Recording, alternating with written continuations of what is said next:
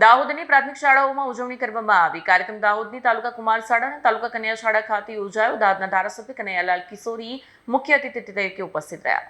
ગુજરાત સરકાર દ્વારા શિક્ષણના વ્યાપ અને ગુણવત્તામાં વધારો લાવવાના હેતુથી દર વર્ષે યોજાતા રાજ્યવ્યાપી કન્યા કેળવણી મહોત્સવ અને શાળા પ્રવેશોત્સવ અંતર્ગત દાહોદ તાલુકાની પ્રાથમિક શાળાઓમાં ઉત્સાહભેર ઉજવણી કરવામાં આવી હતી.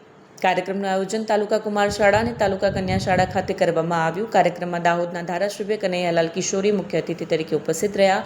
તેમની ઉપસ્થિતિમાં નવા વિદ્યાર્થીઓનું કુમકુમ તિલક કરી તેમજ મોઢું મીઠું કરાવી પ્રવેશ કરાવવામાં આવ્યો. આ પ્રસંગે ધારાસભ્ય કનૈયાલાલ કિશોરીએ વાલીઓને ઉપસ્થિત જન્મદિને સંબોધન પણ કર્યું. હાલ ગુજરાતમાં કન્યા શિક્ષણનો દર 100% નજીક પહોંચી રહ્યો છે.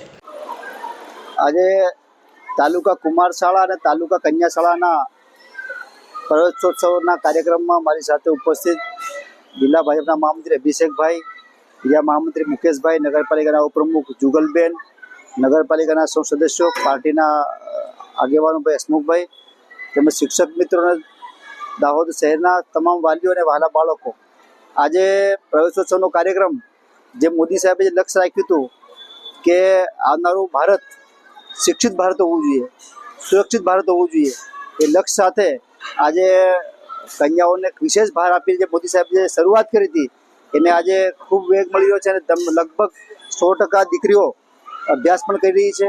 એ રીતે મોદી સાહેબે જે પ્રવેશોત્સવનો કાર્યક્રમ સમગ્ર ગુજરાતમાં જે એમને જે શરૂઆત રાહ ચીધી તે રાહ આજે ભૂપેન્દ્ર પટેલ સાહેબ પણ આગળ વધારી રહ્યા છે અને તમામ બાળકો ખૂબ આગળ વધે, ખૂબ ભણે અને દાહોદનું નામ રોશન કરે, એ જ વાત સાથે આપ સૌને શુભેચ્છાઓ. વિડીયો જર્નાલિસ્ટ દર્શન સુતરિયા સાથે સત્યા ટીવી ન્યૂઝ, દાહોદ.